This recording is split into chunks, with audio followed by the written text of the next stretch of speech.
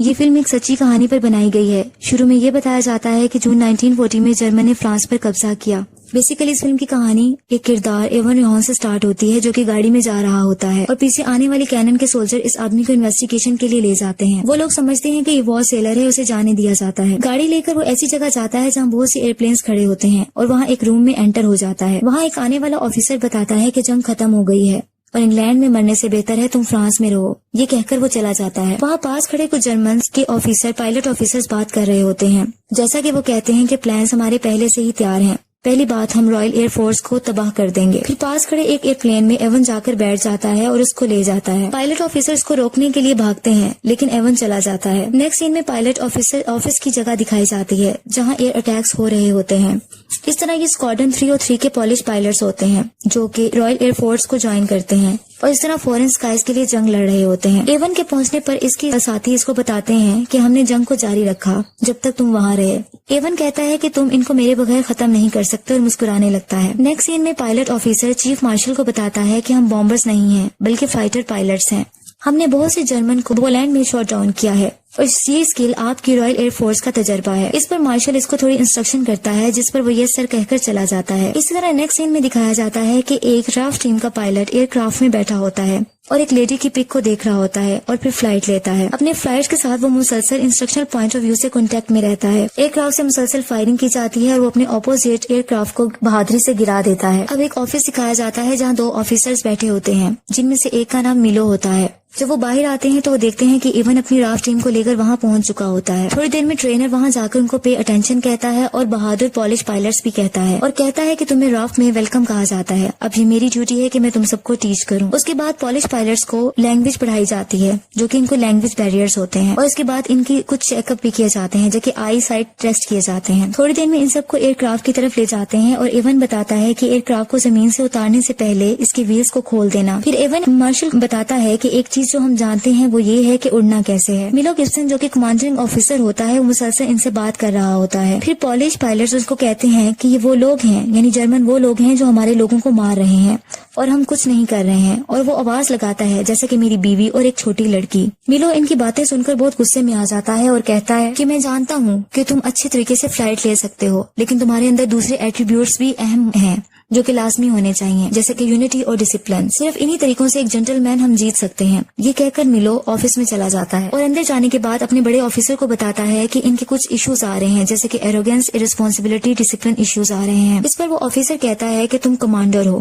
جس کو تمہیں میں نے ہر رسپانسبلٹی دے دی ہے، اس لیے تمام آپریشن میں تم پر چھوڑ رہا ہوں اور میں تم پر ریلائی کرتا ہوں اور تم رسپانسبل ہوگے۔ میلو باہر آتا ہے اور وہ آ کر ایون سے پوچھتا ہے کہ کوئی پرابلم تو نہیں ہے۔ اس پر ایون بتاتا ہے کہ وہی مسئلے ہیں جیسے اسپیڈ اور ورکنگ ان ریورس۔ وہ سب دیکھتے ہیں کہ ایئر کرافٹ برے طریقے سے لینڈ ہوتا ہے اور وہ بھاگتے ہوئے ایئر کرافٹ کی طرف جاتے ہیں۔ وہ دیکھتے ہیں کہ ایئر کرافٹ مٹی سے بھر جاتا ہے جبکہ اس میں سے نکلنے والا پائلٹ کہتا ہے کہ یہ سب ویلز کی وجہ سے ہوا۔ ایکچولی یہاں یہ دکھتا ہے کہ یہ سب ایئر وار جرمنز کے اگینسٹ پریکٹس کر رہے ہوتے ہیں جو کہ انہوں نے وہاں وار کرنی ہوتی ہے، جبکہ دوسری طرف جرمنز کو دکھایا جاتا ہے جو کہ پائلٹ آفیسرز ہوتے ہیں اور وہ یہ کہتے ہیں کہ رائل ایئر فورس کی لاسٹ 2 ویک سے اپنی طاقت کھو رہی ہے اور ہم اس ایئر فیلڈز میں اتر رہے ہیں جہاں ابھی ہم بامب گرا رہے ہیں، اور وہ اپنے آپ کو وکٹرز کہتے ہیں۔ اس طرح وہ ہوا میں اڑنے والے ایئر کرافٹ کو دیکھتے رہتے ہیں، جبکہ دوسری طرف دکھایا جاتا ہے کہ میلو اپنے پولش پائلٹس کو انسٹرکشن دے رہا ہوتا ہے اور اسی طرح جو لیڈیز پائلٹس ہیں وہ لوکیشن کو آئیڈینٹیفائی کر رہی ہوتی ہیں۔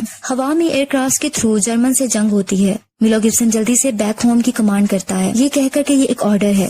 جرمن کے کچھ جہازوں کو گرا دیا جاتا ہے۔ اب پولش فائٹرز لینڈ کرتے ہیں اور دیکھتے ہیں کچھ پائلٹس کی ڈیتھ ہو گئی ہے جو کہ جرمنز ہوتے ہیں۔ ایون جب لینڈ کرتا ہے تو وہ ایک کپڑا لے کر ان جرمنز کی ڈیڈ باڈیز پر ڈال دیتا ہے، یہ کہہ کر کہ یہ ہم بھی ہو سکتے تھے، لیکن دوسرا پائلٹ کہتا ہے کہ یہ بھی تمہارے ساتھ ایسا ہی کریں گے جیسا تم ان کے ساتھ اچھا کر رہے ہو۔ اس پر وہ ایون کو کہتا ہے کہ تم ہاف سوئس ہو جس کی وجہ سے تمہارے اندر جرمنز کے لیے ہمدردی ہے، اور اس طرح وہ یہ کہتا ہے کہ ہم یہاں جرمنز کو مارنے آئے ہیں نہ کہ ان کے لیے دعا کرنے۔ یہ کہہ کر وہ چلا جاتا ہے۔ اب میلو ایک دوبارہ میٹنگ ارینج کرتا ہے اور سب کو بتاتا ہے کہ ہم اپنی دشمن کو شوٹ کرنے جا رہے ہیں اور تم سب کو اسٹرکٹلی سب چیزوں کو فالو کرنا ہے۔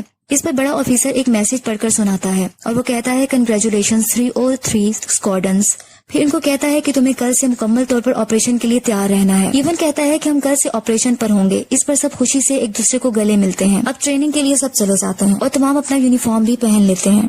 نیکسٹ ڈے آپریشن سٹارٹ ہو جاتا ہے اور لیڈی پائلٹس اپنی آفیسر اپنی ڈیوٹی سنبھال رہی ہوتی ہیں. فائٹر پائلٹس کی ایئر فیلڈ پر دوسری فورس کی طرف سے بمبارڈمنٹ سٹارٹ ہو جاتی ہے لیکن سب کامیابی سے فائٹ کرتے ہیں اور دوبارہ ایئر اٹیکس شروع ہو جاتے ہیں. پھر دکھایا جاتا ہے رائل ایئر فورس ٹیم آپس میں کانٹیکٹ میں رہتی ہے. اس لڑائی میں رائل ایئر فورس کا پائلٹ ایک اڑتے ہوئے ایئر کرافٹ کو جو کہ جرمن کا ہوتا ہے اس کو مار گراتا ہے, جبکہ دوسری طرف میلو کو ایون کہتا ہے کہ تم جانتے ہو کہ میں بیسٹ ہوں. ابھی وہ یہ بتا رہا ہوتا ہے کہ ایون کا دوست آ جاتا ہے جسے لے کر وہ رائل ایئر فورس ٹیم کی طرف لے جاتا ہے اور کہتا ہے کہ دیکھو کون آیا ہے. سب اسے خوشی سے گلے ملتے ہیں اور اس طرح ایون باہر آتا ہے تو اسے ایئر کرافٹ کے متعلق ایک آدمی کے تھرو بتایا جاتا ہے. وہ آدمی سے بتاتا ہے کہ ایروپلین میں گن کیمراز کو انسٹال کر دیا گیا ہے اور یہ آپ کا ہی آئیڈیا تھا. یہ والی گنز 150 یارڈ سے ریہارمونائزڈ کر دی گئی ہیں تقریباً 137 میٹرز پر, لیکن اس کا یہ مطلب ہے کہ آپ کو ریئر کلوز رہنا پڑے گا ایک فاصلے پر اور پھر اس کو ہٹ کرنا ہوگا. یہ اتنا ہی صحیح ہوگا جتنا کہ ایک کینن ہوتی ہے برطانیہ کے لڑکوں کے مطابق. رائل ایئر فورس ٹیم کی اگلی صبح گروپ فوٹو لی جاتی ہے کہ اچانک سے سائرن بجنے لگ جاتا ہے اور اناؤنسمنٹ ہوتی ہے کہ ٹیم اپنی ایئر کرافٹ کی طرف جلدی سے بھاگیں, آپریشن شروع ہونے کا وقت آ گیا ہے. اور سب فلائٹ لیتے ہیں اور ایئر کرافٹ کے تھرو فائرنگ شروع ہو جاتی ہے,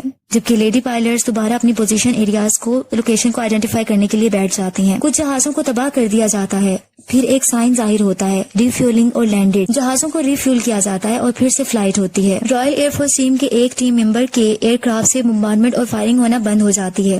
اس پر اپوزیشن جرمنز کی ٹیم سے فائرنگ ہوتی ہے اور وہ زخمی ہو جاتا ہے اور اس کا خون بہنے لگتا ہے. اس کا ایروپلین بھی کریش ہو جاتا ہے اور وہ پانی میں جا گرتا ہے جہاں اس کو ایک چھوٹی سی وکٹم بچی امیجن ہوتی ہے جو کہ ہنس رہی ہوتی ہے. آخرکار وہ پانی میں ڈوب جاتا ہے. رائل ایئر فورس ٹیم اب خاموش اداس ہوتی ہے کیونکہ ان کا ساتھی مر چکا ہوتا ہے. میلو ایک کتاب روڈیمنٹری پالش پڑھ رہا ہوتا ہے. اب دوبارہ سے ایئر وار کو دکھایا جاتا ہے. ایئر فورس ٹیم ہوا میں ایک سکون سے فلائٹ میں ہوتے ہیں کہ اچانک ایک پلین پر اٹیک ہو جاتا ہے اور سب بہت الرٹ ہو جاتے ہیں.